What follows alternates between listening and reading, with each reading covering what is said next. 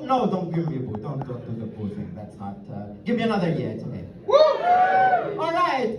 Our first comedian of the second half. Always doing the phone thing. Always, all the time. Ladies and gentlemen, a big round of applause for Carolina.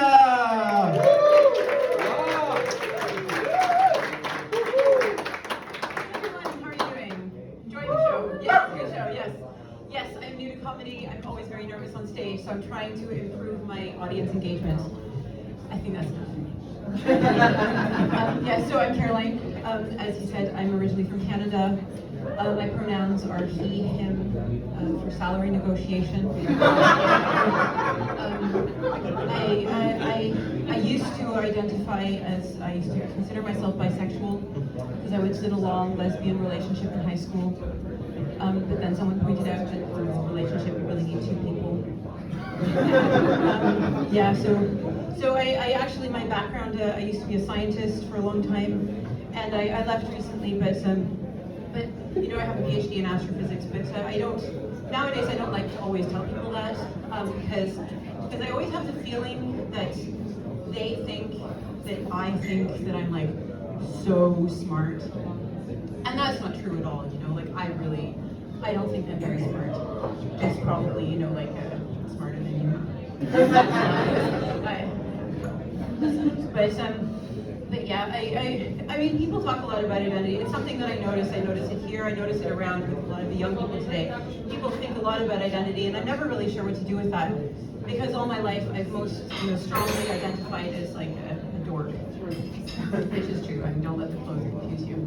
But, I left academia about 5 years ago, which is a weird thing because, you know, for the first time in my life, you know, in my 30s, I suddenly had to apply for a job, like a normal person, and a career counselor suggested, you know, have you considered being your own boss? And I thought that was really weird. It was a really strange question because, you know, if I had enough money to pay myself, I wouldn't have to work, right? But it turned out that that's, you know, being your own boss is just a marketing term for being paid for with no pension or job security. And I thought this was also a very strange idea because why did I leave Canada? You know, I mean, you know, why do you think I'm in the Netherlands? Like the Gezelligheid? You know, it's like moving to the Amalfi Coast and the beautiful ocean view and never going close to the water. You know, I was like, oh, I'm really more of a mountain person. It doesn't make any sense. But I mostly, so I work from home a lot, and I work for a company, and I like it a lot because, you know, mostly for health reasons, because, you know, from the start of the pandemic, I started reading all these articles about how bad it is for you to sit all the time, you know, like sitting all the time, you know, for so many 8 hours a day, increases your chance of death prematurely by like 47%. And since I read that, I only work lying down. I call it like working from prone. But no, we bought a house, and oh, I'm sorry. There's some young people in this audience. This next part has a trigger warning.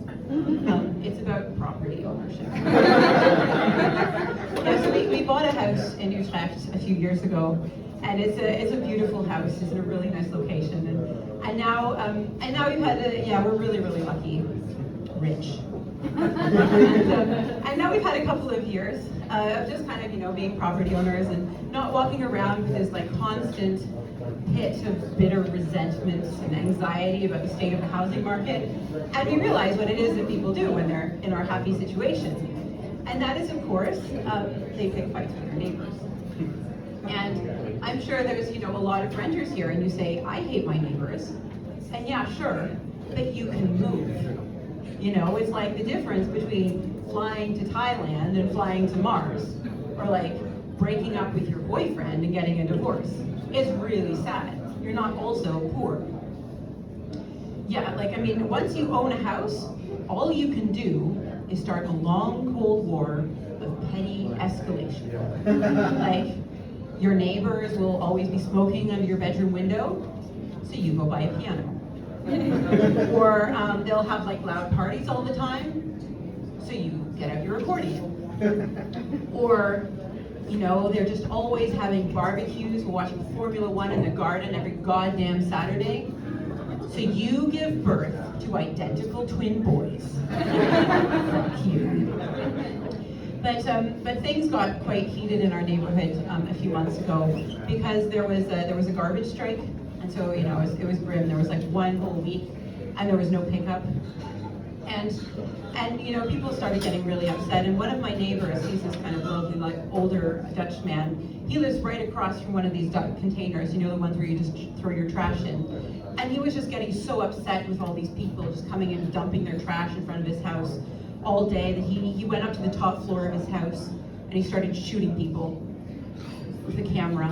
Yeah, I just sat there for 16 hours having like a little stakeout, and then we have this local app, a WhatsApp group for it's like for lost keys and like pedophile sightings, and he started posting the pictures there, and I saw this and I thought I'm not Dutch, but really like typical Dutch.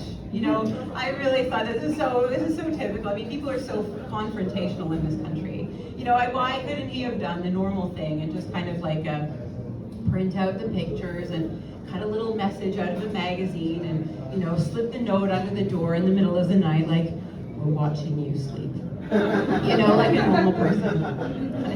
But you guys are an amazing audience. Thank you so much. I just wanted to say one more thing because I started doing comedy actually this last winter because it all got a bit too much at home. And it's really, really nice, because especially when you come in and you're a little bit older and you feel like everyone's really young, but people have been really nice. Audiences are lovely, and my fellow comedians. And the last time I was here in May, and this woman came up to me, this other comedian, and she's just said the nicest thing. She asked me if I had any drugs. I was so flattered. So I offered her my thyroid medicine. It was like side effects include, racing hearts and unexplained weight loss and, reduced fertility. So kind of like a mix between like speed and birth control and Ozempic. If you'd be interested, you can, I'll be in the back, you can talk to me. Everyone else, thank you very much. Thank you.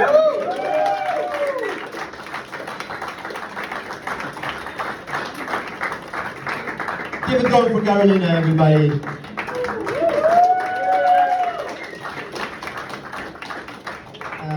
When she mentioned shooting people, I felt the American got a little bit too excited in the room. He was like, yes, let's do this. No? New Hampshire? You sure? I saw you do this.